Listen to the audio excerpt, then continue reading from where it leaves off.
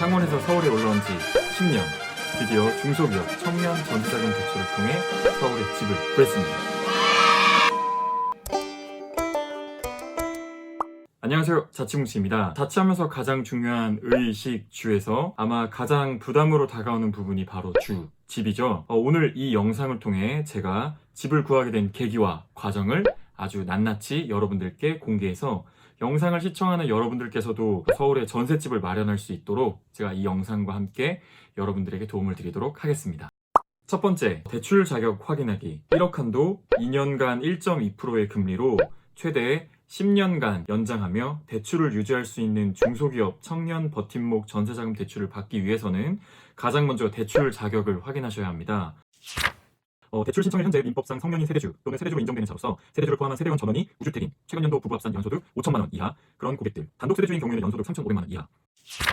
대출 신청일 현재 중소기업 또는 중견기업의 재직 및 고용보험에 정상 가입되었거나 중소기업진흥공단 신용보증기금, 기술보증기금으로부터 창업 관련 보증 또는 자금 지원을 받은 만 34세 이하. 마지막으로 임차보증금 2억 원 이하인 주택, 임대차 계약을 체결하고 임차보증금의 5% 이상을 지불한 고객. 굉장히 복잡하게 적어놨지만 간단히 정리해서 말씀드리면 첫 번째, 만 19세 이상 그리고 만 34세 이하의 무주택 세대주, 그리고 두 번째로 대출 신청일 기준으로 중소기업 재직자 또는 창업 보증을 받은 창업자, 그리고 세 번째 외벌이의 경우 연소득 3,500만 원 이하인 자, 그리고 네 번째로 전세 계약하고자 하는 집에 전세금 5%를 대출 전에 선 지불한 자. 이렇게 네 가지로 정리할 수가 있습니다. 이 네 가지 조건에 해당되시는 분들은 중소기업 청년 전세자금 대출을 신청할 수 있는 최소 조건을 갖추신 겁니다. 다른 조건은 쉽게 아실 수 있지만 내가 다니는 회사가 중소기업인지 굉장히 애매할 수 있습니다. 회사가 보유한 중소기업 확인증을 통해서도 알 수 있지만 지금 당장에 확인하시려는 분들은 주택도시기금 홈페이지를 통해서 법인번호만으로 간단하게 확인하실 수 있습니다. 링크는 아래 더보기란에다가 제가 적어두도록 하겠습니다. 부동산 계약 전 대출 가능 여부 확인하기. 보통은 이 단계에서 계약하고자 하는 집의 등기사항 전부 증명서를 은행에 가져가서 대출 가능 여부를 확인하시면 좋은데 저는 한시가 급했기에 부동산 중개소를 끼고 확실하게 대출이 진행되는 매물을 중개받아서 진행을 했습니다. 대출 가능 여부 확인 단계에서 필요한 서류로는 굉장히 많은데요.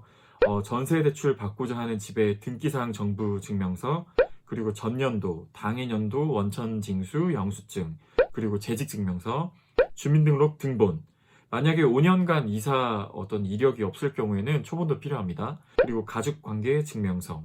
이렇게 5가지의 서류를 챙겨서 은행에 방문을 하시면 1차로 대출 자격이 되는지, 해당 집이 전세자금 대출이 진행되는 집인지 윤곽이 나옵니다. 중소기업 청년 전세자금 대출에는 한국주택금융공사를 통해서 진행되는 대출, 그리고 주택도시보증공사를 통해 진행되는 대출, 이렇게 2가지 상품이 있는데요.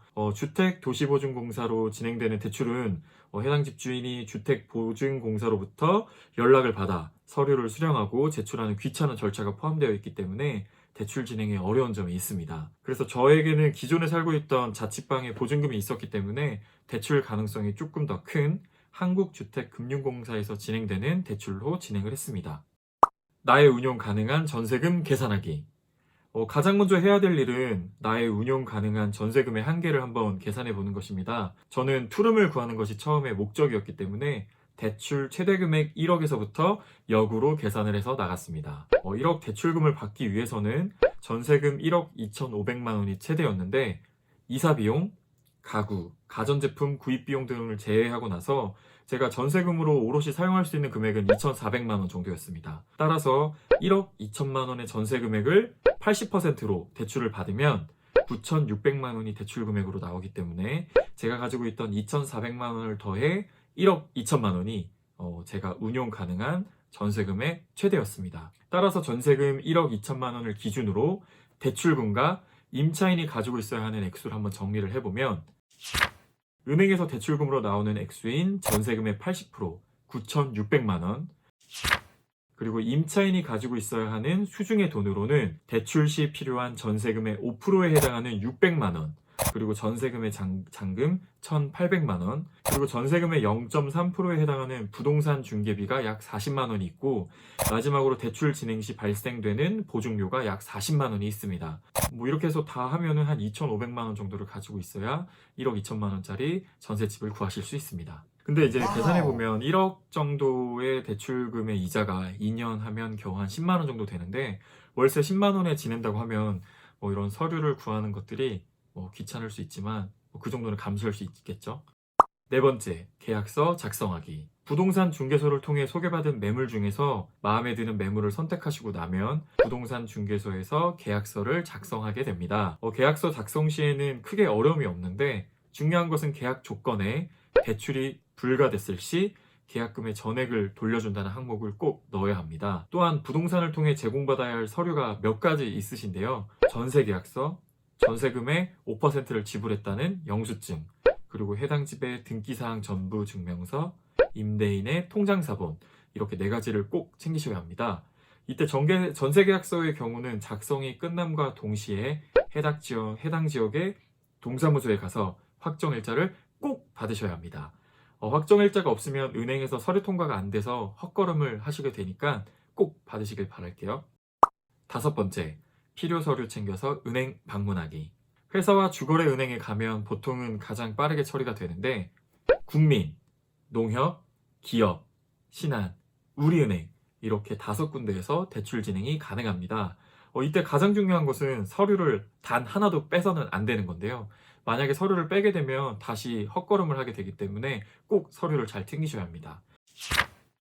부동산에서 받으셔야 하는 서류를 좀 정리를 해드리면, 확정일자를 받은 전세계약서, 전세금의 5%에 해당하는 지불 영수증, 그리고 해당 집의 등기사항 전부 증명서와 건축물 대장, 그리고 4번째로 임대인의 통장사본, 이렇게 4가지가 필요하고요. 회사에서 받아야 하는 서류로는 근로소득 원천징수 영수증, 재직증명서, 사업자 등록증, 주 업종코드 확인자료, 그리고 중소기업 확인증, 이렇게 5가지의 서류가 필요합니다. 본인이 준비해야 될 서류로는 주민등록 등본, 주민등록 초본, 그리고 가족관계 증명서, 고용보험, 피보험 자격 이력 내역서, 그리고 건강보험 자격 득실 확인서, 그리고 남자분들은 병역 증명서, 이렇게 6가지 서류가 필요합니다.